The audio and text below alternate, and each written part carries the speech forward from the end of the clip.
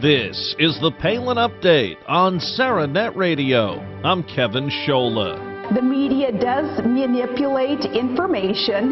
The filter that the media is something that a politician, a candidate, has to be extremely astute in kind of decimating that filter and getting through it. Someone who could stand up to the left and the media. Another endorsement from the governor, this one out of Arizona, and today we devote this special edition of the Palin Update to the newest candidate backed by Sarah Palin. Congressman Jeff Flake is now running for the U.S. Senate, and this week Governor Palin officially endorsed his bid. Today, we talk to the congressman and get his thoughts on the issues and the Palin nod. He's been serving in the U.S. House of Representatives since 2001, and now he's making a bid for the U.S. Senate. Jeff Flake of Arizona, thanks for being here on the Palin Update on SarahNet Radio. Thanks for having me on. First, sir, congratulations. You are endorsed by Governor Sarah Palin, who calls you a proven conservative crusader, almost a superhero title. And I tell you what, we need some heroes in D.C. What are your thoughts on the governor's endorsement of your campaign? Well, hey, I'm just very, very happy to get it. And I just have admired her for a long time, long before she was selected as VP nominee. And so this is just a great thing, and she's well-loved in Arizona, so that's important. Yes, certainly some ties there for the Palins. Governor Palin highlights your battle against out-of-control spending in her endorsement and your fight against earmarks. I know that earmark battle was sometimes a lonely one, but are you feeling now the more people realize just how detrimental earmarks can be that they're getting on board and supporting your efforts? You bet. It was a lonely battle for a while. I went to the floor of the House and over a series of 4 or 5 years challenged literally hundreds of these projects, and I was the only one doing it at that point. But after a while, you had some unpopular earmarks and some that led to corruption. We had a couple of my colleagues in jail because of it. And then you had the Bridge to Nowhere and the Teapot Museum and the Punxsutawney Weather Museum and other things that just, after a while, the cumulative effect is that just people couldn't withstand the scrutiny. And now we have a ban on congressional earmarks, and that's held for about a year and a half already. You know, we talked about this with another candidate a couple of shows back, and, you know, isn't it funny? You hear so many people, they pay lip service to saying anti-earmark, but, you know, that little asterisk there of, well, wait a minute, unless it's for my district and can keep me in office. Right. You know, I tell you, that was tough because the process of log rolling takes effect. One member will say, I'll protect your earmark if you protect mine. And that's why I would get very few votes for my earmark challenges early on. But I can tell you privately, a lot of members would come to me and say, you know, we're tired of playing this game. We didn't come here to Washington to beg at the feet of appropriators. And so over time, I think people thought, well, if this extends to everyone, then maybe we ought to get rid of them, and that's what we've done, and hopefully that the ban will stay. You highlighted a few of the things that they spend money on, and you know, you got to chuckle just because of the title, but it isn't funny as people are getting hit with it. But I mean, you know, Punxsutawney, a museum, right? I mean, the groundhog's doing just fine weather-wise. I don't know. Well, you know, let me mention on that one, when I challenged that earmark, it was I think about $250,000 to the Weather Museum. The congressman who got that earmark was so incensed that he brought the mayor of Punxsutawney, Pennsylvania, with the groundhog, Phil, to Capitol Hill to have a press conference and explain how important this earmark was. And it just looked so silly that I think the whole thing backfired on them. Yeah. These things are simply indefensible. No, let's go intimidate Flake with the rodent and with the guy with the weird hat, right? That's exactly it. It didn't work. Now, while we know the Obama presidency, we know what it has done the past 4 years, or what it hasn't done, maybe a better way of putting it. For the past 8 years, you've been ranked #1 in the House of Representatives by the National Taxpayers Union for trying to curtail spending. Do you see yourself as an alternative to Obama and friends, and thus you're running for Senate to make more of an impact? Well, as a member of the Senate, obviously there are fewer senators. You have a greater impact. You have a lot more leverage that way. And yeah, that's been the bigger problem right now. The House is passing budgets that actually balance. The Senate isn't passing budgets at all. So we've got to take control of the Senate, put it in Republican hands, and then have those of us who have an aversion to excessive spending actually, in control. And if we can have that, then we can put this country back on track. But we're a long way from there right now.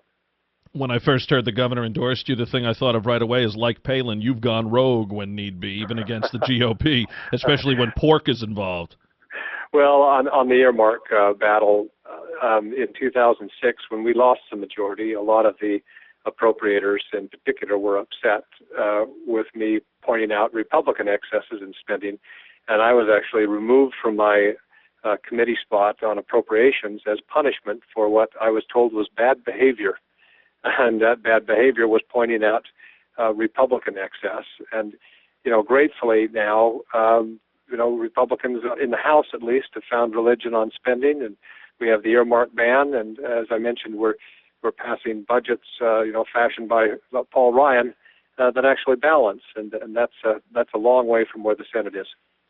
What about these reports that say Palin went against the Tea Party to pick you? Aren't you the conservative in this race?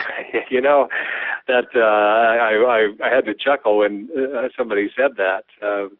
But no, that's simply not right at all. I have a lot of support from the Tea Parties and individuals affiliated with other groups that want to curtail spending.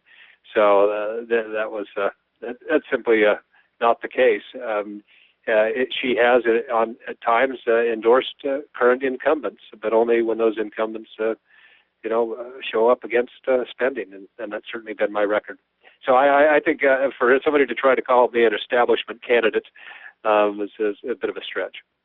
That's a good point you make, though, about the incumbency.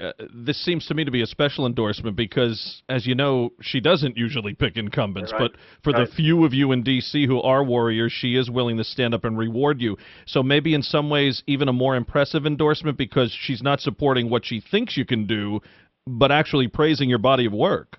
That's I think I'll steal that. Thank you. That's a great way to say it.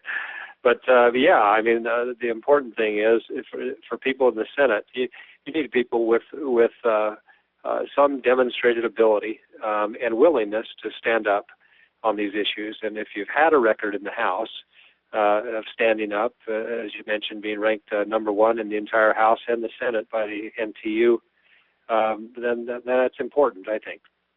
You were highlighted a little while back on 60 Minutes. Can you tell us a little bit about that? Well, 60 Minutes came out and filmed me in Arizona a bit. I actually went to my hometown of Snowflake, Arizona, and talked to my uncle, Jake Flake, the Speaker of the House of Arizona. So that's not a memorable name. Jake Flake from Snowflake was interviewed, and then they came and had a lot of footage of me going to the floor and being struck down.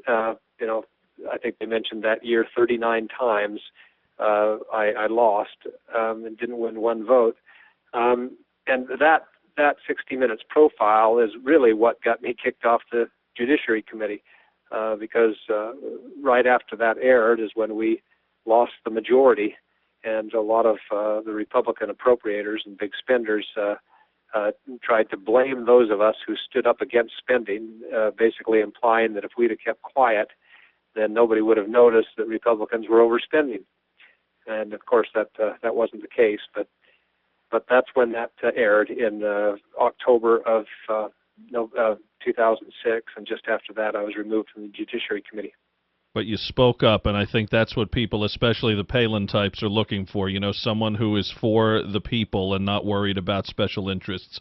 For folks who don't know you, Congressman, big family, 5 children. Talk a little bit about Jeff Flake, the family man, and some of the values you might bring in a Senate position.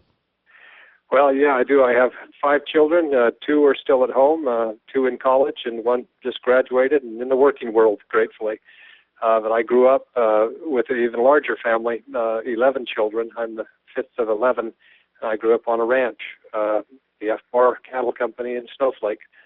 And so if you grow up in Arizona, I think you automatically are a fan of independent thinkers, conservative thinkers like Barry Goldwater, and that's certainly how I grew up.